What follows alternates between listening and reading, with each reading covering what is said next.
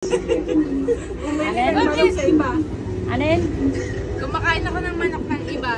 Patayin mo ng manok na tinda ng nanay mo. Mahal.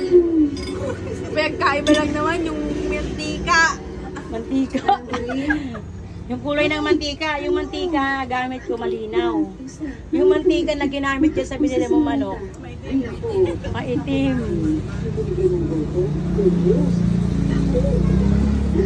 At nagbibiruan nga kami ng aking bunsong anak. At dito nga sa video ko na ito ay 3:00 na ng hapon, kaya naman medyo paubos na yung aking mga ulam.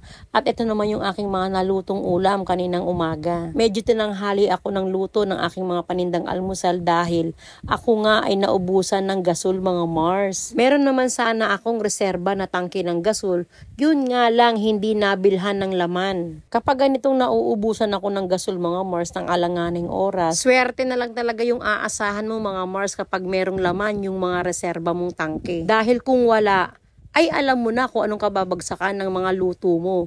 Tatanghaliin ka na naman sa pagluluto ng mga panindang almusal dahil wala kang gasol. At yun ang nangyari kaninang umaga mga Mars. Nasa 7:30 na rin ng umaga nang ako ay makapagluto ng aking mga panindang mga pansit. 6:00 ng umaga kanina nang si Mr. ay nagpunta sa bilihan ng gasol at nakabalik siya ng 6:30 ng umaga. Kaya naman dali-dali na talaga yung lutuan. Pero ang kagandahan lang sa araw ng Martes ay meron akong mga gawang kakanin. May gawa akong puto pao, puto cheese at yung kutsinta. 9:00 ng gabi ng Lunes nang kami ay gumawa ng kakanin ni Mister at natapos naman kami sa paggawa ng 1:00 ng madaling araw. Kaya naman kahit papaano ay meron dagdag yung ating benta sa araw na ito dahil meron akong mga display na panindang kakanin. Para lang sa kaalaman nyo mga Mars, kapag ganitong weekdays, ito yung mga araw na matumal talaga. Kaya naman yung dami na aking niluluto ng mga pansit, kagaya na lang nitong macaroni, ay 1 kilo lang. At yun namang aking spaghetti ay 1 kilo din.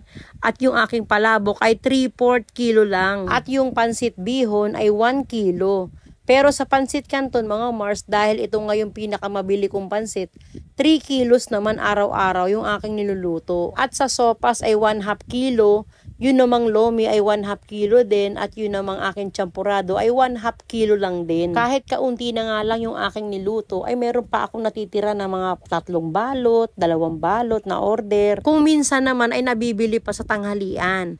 At kapag hindi naman ay pinamimigay na. Ang kagandahan lang mga Mars, kahit na matumal, kahit papaano naman ay nakakabenta naman kami. Kapag ganitong araw may pasok o weekdays, ay matumal talaga mga Mars. Kaya naman pagdating ng Sabado at Linggo ay doon ako bumabawi. Ang palagi ko lang ipinagpapasalamat sa Diyos dahil kahit na ganito yung sitwasyon ng hanap buhay, mahina, ay nakakaraos pa rin kami sa biyaya ng Diyos.